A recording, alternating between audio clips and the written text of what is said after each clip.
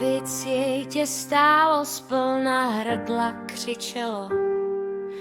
Bodějš si jen trochu málo, ty cikáně mlčelo.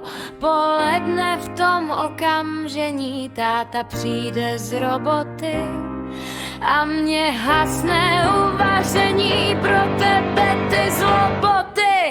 Mlč hle husar i kočárek, hrej si tu máš kohouta. Než kohout vůz i husárek, bouf bác, letí do kouta a zas do hrozného křiku i bodejště sršeň sám, že na tebe nezvedníku po lednici zavolám. Pojď si broň ty polednice, pojď vem si ho zlostíka a hled tu, kdo z ústřednice dveře zlehka odmyká. Malá hnědá tváři divé pod plaketkou osoba, o berličce hnáty křivé, hlas vychřice podoba. Dej sem dítě, Kriste Pane, odpusť hříchy hříšnici.